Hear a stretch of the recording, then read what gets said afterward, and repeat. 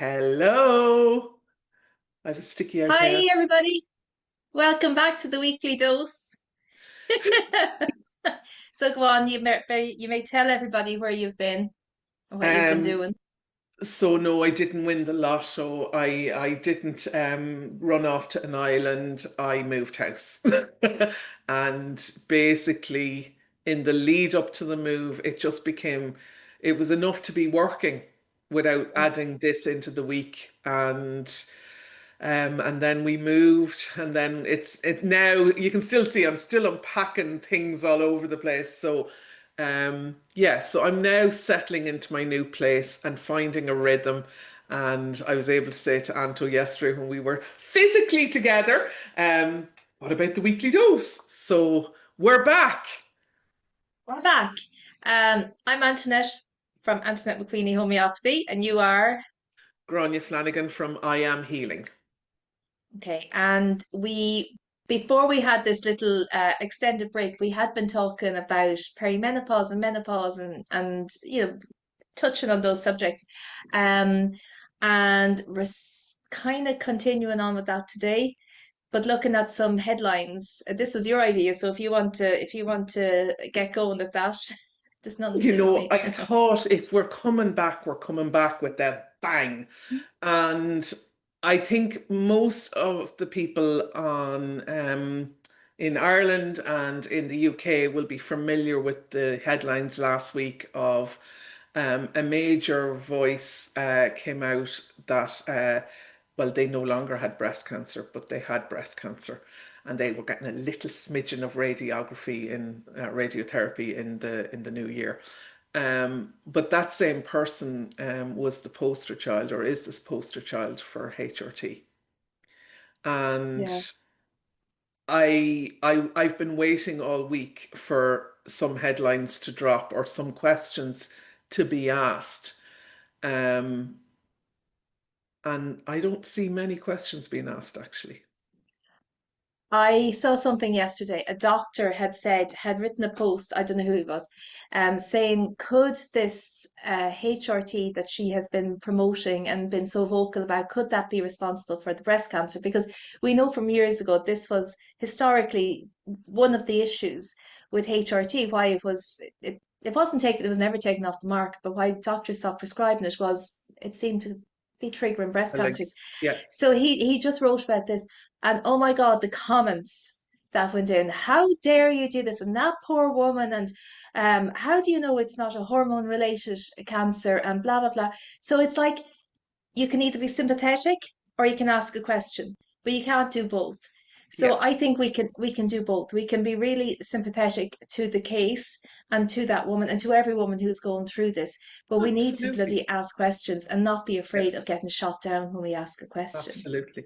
I about 2 years ago I did a course with a fellow homeopath who studies your your whole all your hormones and studies your basically your DNA.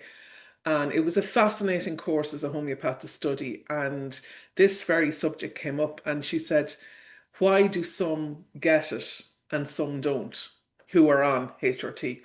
And she explained that again, it's to do with receptors in the body, and that some people are going to be more predisposed to estrogen issues than others. So her viewpoint, and this has stuck with me ever since, was unless you know if you're susceptible to estrogen, then you shouldn't go on it. And even within her own family, her sister wouldn't be susceptible, but she would.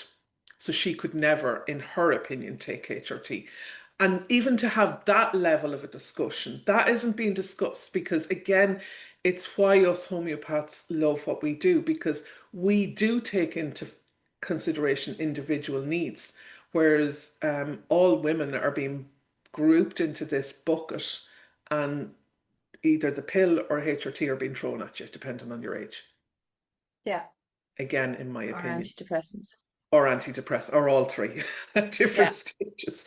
Um, and it's the discussion needs to be had. I mean, why, people talk about follow the silence, but why can't we question the science? Why can't we question, is there a link? Yeah. Because I think there's no, I don't think there's any science behind this. I don't think it has been proved. I think, do you know where the science is going to come from? This massive trial, medical trial, another medical trial that has been imposed on the masses, and we'll get information from this because this has overnight, this has exploded, hasn't it? The use of Yeah. HRT and the prescribing of it, and we see that in our practice as well. And this particular person has already had, maybe about 2 years ago, she had benign brain tumor. Brain tumor. Now, Yeah. we know as homeopaths, you always look for patterns. You know, she had a tumor before, she had a tumor again. That would be huge for us. We would be really taking that into consideration. And I don't understand why it wasn't for her. Yeah. Um, and then I suppose there's other things to consider. Was this just a job for her? Was it just something she was paid to do? I went on to her Instagram account just before I come on here, and I just went back through, I could only go back through about 20 messages, all really positive. Oh, I've had the same as you. My heart goes out to you. Oh, blah, blah, blah, blah. Over on Facebook, people are a lot more vocal about HRT. Is this because of HRT? I will never have mammograms, blah, blah, blah. But the whole thing was like an advertising campaign for breast cancer, to be honest, because there was so many women said, "Oh yeah, me too." So it's become normalized. Oh, I feel this really big connection to this celebrity. She's the same as me now. We have the same thing, Yeah. and it's just become. It's just reading all the. I've had it too. Yes, yes, yes, yes, yes, and my heart goes out. Blah blah blah. You'll be fine. You're strong. A lot of women are getting breast cancer, and then the others reading it are just waiting Yeah. to get it. Yeah. Like there's Yeah. something very, very wrong. And bloody Pink Ribbon Month, haven't we just come through it? Pink ribbons on everything, breast cancer awareness, and all this I, money that's been pumped into it, and breast and the cancers in general have increased by 75% in the last few years. Absolutely. I remember around the time, oh, it was a few years ago, the women's mini marathon, that happens in Dublin. For those of you not familiar, it's a 10K walk slash run. And again, it's the pink ribbon thing.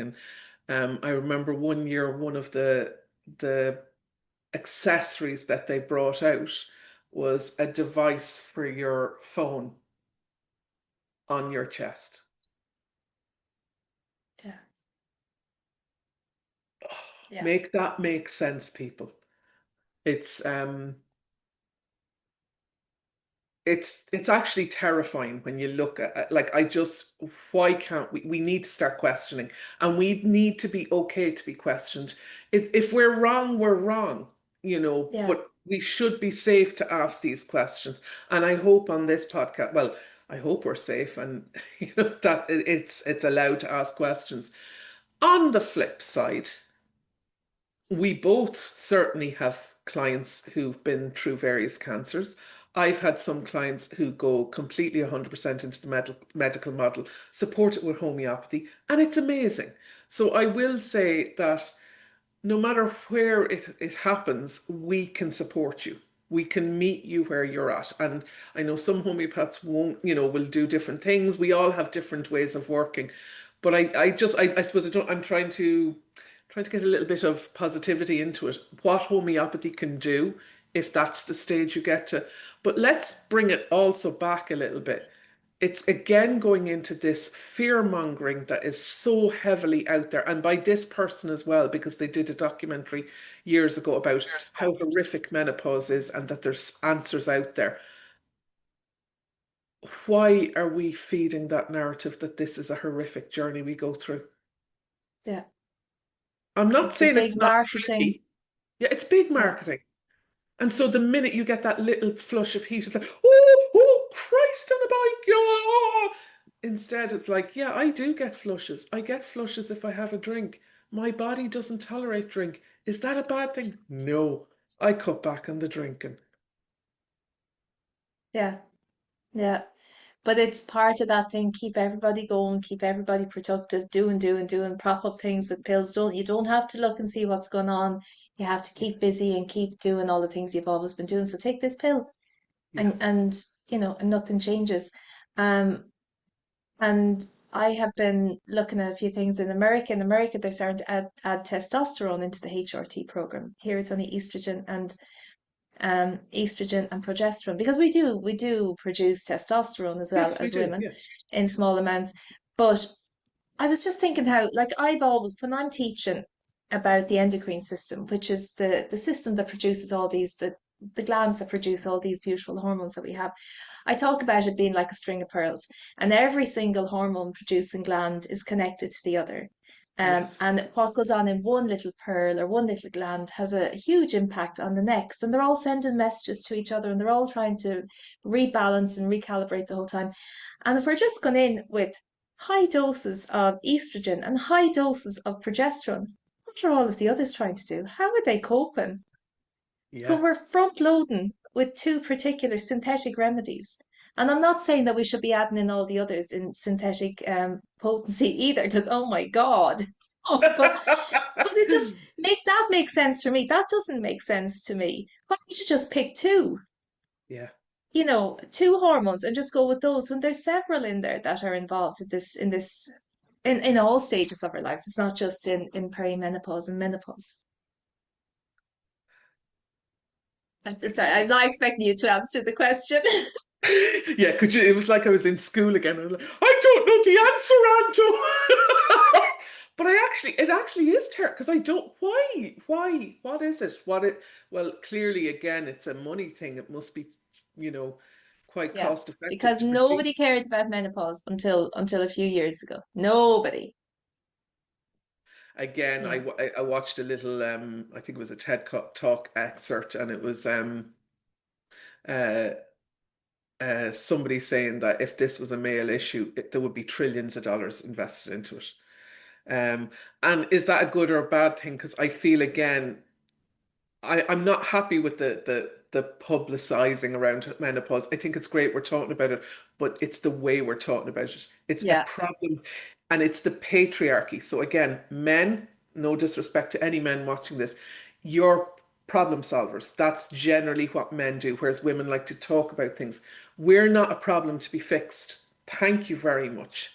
But what we do need is to talk about our experiences and share our experiences and come together in community and not feel isolated and realize, oh, that's actually quite normal.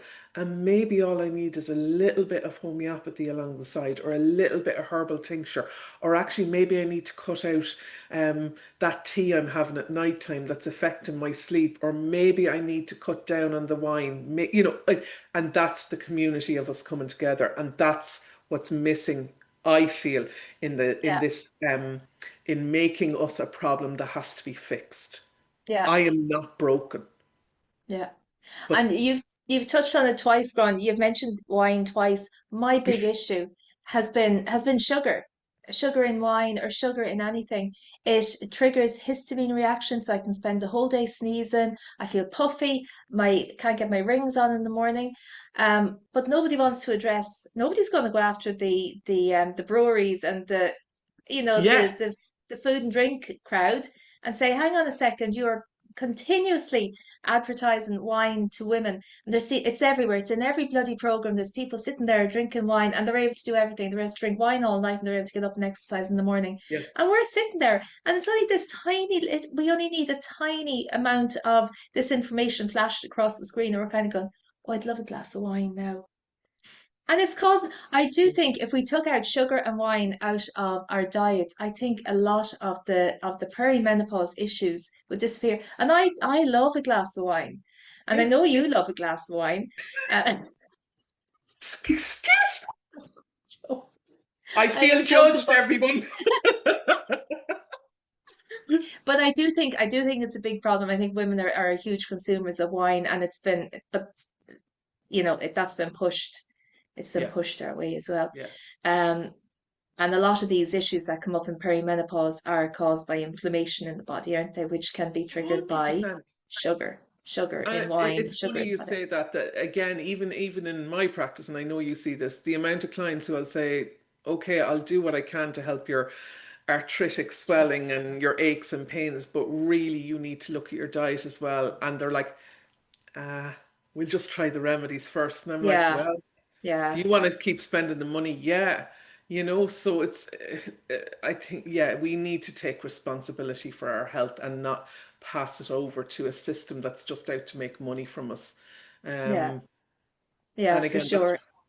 that's why I'm honored that we're homeopaths, because we're not out to, you know, I'm not going to be bankrolling my way to the Cayman Islands any soon as a as a homeopath, you know. So there's an honor in what we do because we're not here creating lifetime clients in that sense. It's like Yeah. people will have to take responsibility for their health, and women especially, because we work with a lot of women. Um, I remember somebody saying to me years ago about cancer, you've got to change the soil in which it grows. So that's, and homeopathy does that, doesn't it? It changes yeah, the energy in the body, and it gets us thinking in a different way. Because if you go along, you develop a tumor anywhere and you get it cut out and you do nothing to address your lifestyle, maybe your stress levels, working, I don't yeah, know, 10, 11 hours a day, and then staying up at night, whatever, looking after elderly parents or blah, blah, blah, and your life is go, go, go. All you've done is you've cut it out of one place where it was trying to find an expression, where something was trying to come out and say, just help me, just please slow down. There is something going on here. You've cut it out of one place and it'll come in another place and it'll have to come knocking louder. yeah, So we have to like you said, we have to address our own health. We have to take our own health back into our own hands and not let somebody else um tell us what to do, especially when there's big bucks behind that, and not really, not real genuine care. yeah, yeah. And there you have it. Right, right, We're that's back it with a then. bang. Okay, see you next week maybe. See you next week. Thanks for listening. Bye. Bye. Bye.